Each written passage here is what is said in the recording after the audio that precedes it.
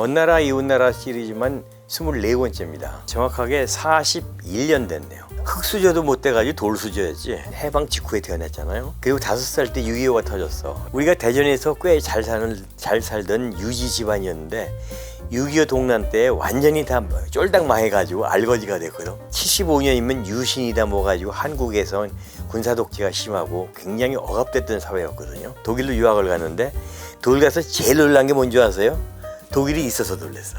존재해서 있어서 말로만 듣던 얘기인데 이거는 리얼이다, 실화다. 진짜 프랑크푸르트 비행기가 떨어지고 거기에 거지가 있는데 거지도 독일어를 해. 그 당시에 이제 구로공단에서 그 언니들이 남동생 학교 보내려고 그 가발 만들고 고생하던 그런 시대에 그 우리나라에서 힘들게 번 달러를 쓴다는 게 보통 양치며 꺼리는 게 아니죠. 그래서 내가 할 수 있는 게 뭐냐, 여기서 남들이 못하는, 한국 사람들이 겪지 못하는 고귀한 경험, 값비싼 경험을 하고 있으니 이걸 공유를 하겠다. 그래서 시작한 거죠. 지금도 나는 지금 아날로그를 그려. 나는 다 살았고 하나쯤 고집을 부리는 사람도 있어야지. 만화가인 이원보입니다. 먼 나라 이웃 나라들을 비롯해서 여러 가지 작품이 있습니다. 도서관에 가면은 깔려 있었던 게 기억이 나거든요. 언제 처음 나왔나? 문 기자는 태어나기 전부터 나왔지. 이게 원래는 책으로 나온 게 아니고 소년 한국일보라고 하는 어린이 신문이 있어요. 그 신문에 1981년부터 연재를 시작한, 일일 연재를 한 거니까 정확하게 41년 됐네요. 세상에 인쇄해서 나온 것이. 근데 이것이 이제 단행본으로 묶고 나온 것이 1987년이니까 그러니까 책으로 등장한 것이 35년. 이번에 나온 인도편까지 합치면은 총 몇 권이? 먼 나라 이웃 나라 시리즈만 24번째입니다. 먼 나라 이웃 나라 시즌 1이 나라별로 15권. 그 다음에 지역별로 그것이 지금 9권째 나왔으니까 전부 합해서 24권이 나왔죠. 근데 그것이 40몇 년간 작업이니까 한 권 만드는데 보통 1년 반에서 2년 걸리니까 공부하고 돌아다니고 자료 수집하고, 그러니까 이게 이 만화 작업이란 것이 자료 수집 정리하는 게 90%예요. 언제까지 이렇게 계속 꾸준히 먼 나라 이웃 나라? 그것은 체력이 있는 한 가끔 사람들한테 질문을 받아요. 선생님은 교수가 좋으십니까? 만화가가 좋으십니까? 그러면 저는 두 말도 안 하고 만화가가 좋다고 그러지. 왜? 그건 정년퇴직이 없잖아. 체력이 허용하는 한 죽을 때까지 작업할 수 있잖아. 한 몇십 권 더 나오면? 뭐 그렇게까지 욕심 없고. 처음으로 그렸던 나라가 어디였는지. 제일 먼저 다룬 나라가 프랑스예요. 왜 프랑스를 시작했냐니까 내가 75년도에 유럽을 갔는데 독일로 유학을 갔거든요. 독일 가던 해에 파리를 갔는데 75년이면 유신이다 뭐가지고 한국에선 군사독재가 심하고 굉장히 억압됐던 사회였거든요. 동기동창이 김근태 씨 같은 그런 민주화 운동을 하던 1세대들이거든요. 저는 외국에 있으니까 그걸 못하는데 이 프랑스에 가보니까 우리나라하고 너무 다른 거야. 도대체 민주주의란 뭐고 자유란 게 뭔가, 그리고 어떻게 이 사람들은 그것을 쟁취했는가 쭉 올라가니까 프랑스 혁명부터 나오더라고. 그래서 어떤 프랑스 혁명을 한번 다뤄보고 싶다 해가지고 그 당시에 혁명죄만 나오면 기겁을 했으니까 한국에 왔네. 이 만화의 형태를 빌려가지고 만든 것이 이제 프랑스 편이 제일 처음이었죠. 실렸네요. 만화니까 지금은 그렇지 않지만은 만화가 참 좋은 게 두 가지가 있어요. 당시에는 만화를 어느 정도 깔보던 분위기였기 때문에 조금 괜찮으면 만화인데도, 조금 좀 덜 떨어지거나 뭐 이상하면 만화니까. 그러니까 그 사이에서 인데도와 니까 그 사이에서 굉장한 활동과 자유 영역이 큰 거죠. 그 70년대는요, 내 바로 위 형이 독일 유학을 하다가 72년에 한국에 일시 귀국한 적이 있어요. 근데 김포세원에서 책을 뺏겼는데 이유가 딱 한 가지야. 표지가 빨갛다고. 그런 시대였는데 이런 것들이 프리패스가 됐다는 게 뭐냐니까 그 만화니까.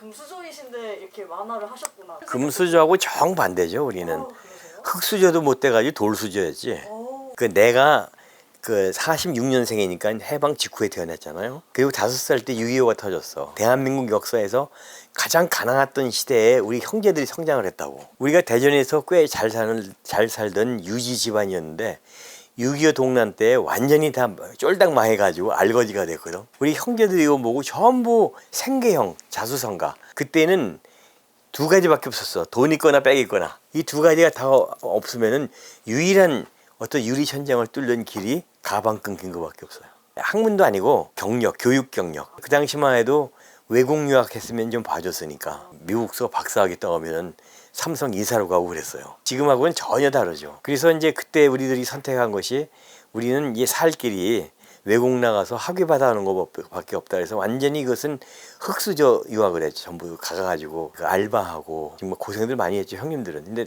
나는 만화 그리는 덕분에 고생을 하나도 안 했지. 원고 보내가지고 원고료 받고. 어떤 시대인데 그럼에도 불구하고 만화를 선택하셨던. 이게 사람의 인생이 바뀌는 게 문화적 충격에 의할 때가 많아요. 문화적 충격이 한 두어 번 있는데 75년에 있었어요. 우물한 개구리였던 내가 한국이란 이 섬이지 사실상 북한이 맡겼으니까 섬에서 세계로 뻗어나간 거야. 독일로 유학을 갔는데 독일 가서 제일 놀란 게 뭔지 아세요?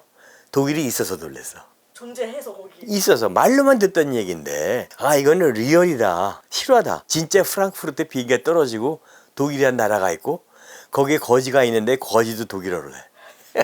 이런 식으로 있던 세계가 실제 존재한다는 거.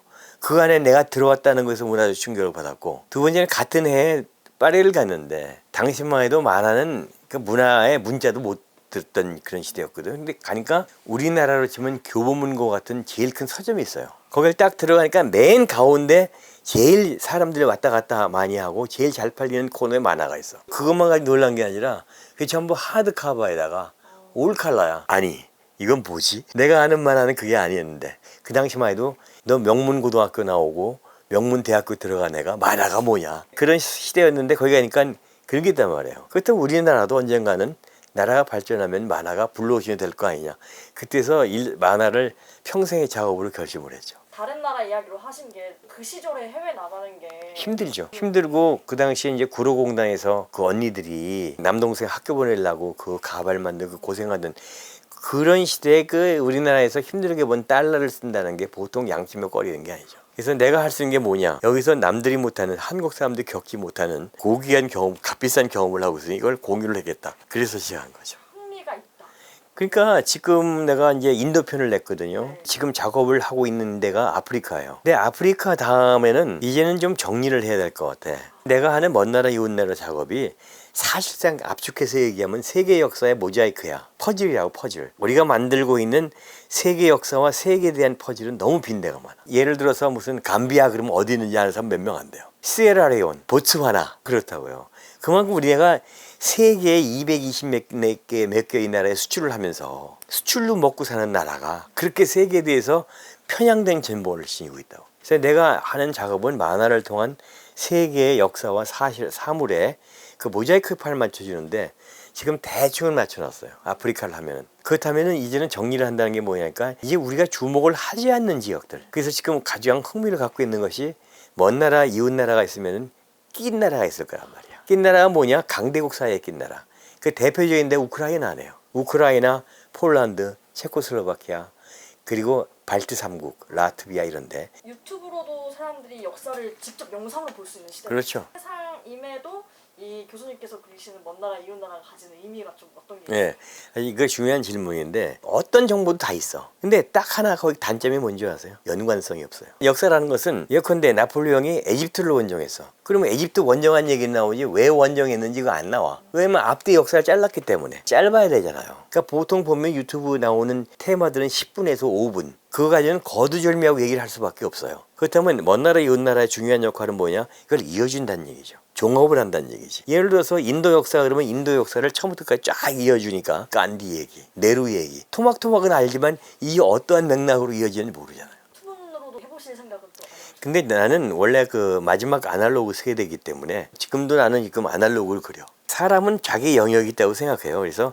시대가 변한다고 금방 갈아타는 것도 미래가 있지만은 나는 다 살았고 하나쯤 고집을 부리는 사람도 있어야지. 제일 그 보람이 있거나 그럴 때는 이 책을 읽고 나가서 외국에 나가서 득을 봤을 때. 근데 영국에 있는 어느 그 외교관 그 자제인데 어느 영국 가정집에 초대를 받았는데 그 아들이 초등학생인데 거기 온 지 한 달도 안 됐는데 얘가 헨리 8세의 6명의 와이프 얘기를 쫙 순서대로 보니까 영국 사람들이 기절을 한 거야. 그걸 어떻게 하냐고. 상대방의 역사를 알아야 된다는 게 왜 중요하냐면은 상대방을 내 편으로 만들 수가 있어요. 가령 예를 들어서 외국에 있는 고위 인사가 와가지고 세종대왕이 만든 한글이 몇 자로 되어 있고 그걸 갖다가 최만리 같은 사람이 반대하다가 집현전 학사들을 적극 옹호한 세종대왕 때문에 오늘날 세계 최고의 한글이 나오고 있다. 그런 얘기하면 감동할 사람이 있어요. 지금 막 치고 올라오는 그런 나라들의 역사를 아는 게 우리가 치고 나가는 방법이에요. 여러 여러 입장에서 여러 비판을 받으셨을 거란 말이에요. 네. 근데 한국이란 나라가 이제 언론 자유가 보장되어 있는 나라라고 하지만은 굉장히 언론 자유가 안 돼 있는 나라예요. 왜냐하니까 어떤 이데올로기에 관해서는 진영 논리에 관해서는 어떤 말도 할 수가 없어. 예컨대 내가 한번 어느 신문에다가 건국절이라는 말을 안 쓰고 건국 기념일을 한번 만드는 게 어떻냐고 슬쩍 만화에 한번 썼다가 난리를 당했어. 근데 이것이 전혀 화해가 안 돼요. 화해가 안 되는 것뿐만 아니라 중간에 설 수도 없어. 우리나라의 대부분의 절대 다수의 이 중간자들은 침묵하는 수밖에 없죠. 역사를 다룬다는 것 자체가 참 자체가 역사를 다룬다는 자체가 이게 관점 없이 볼 수가 없는 거네요. 좌든 우든 간에 뭔가 내 의견이 반영 안 될 수가 없는 건데 완벽한 중립 불가능해요. 저희 가급적으로 이제 그 이 중도적인 입장을 지키려고 노력을 하는 것뿐이죠.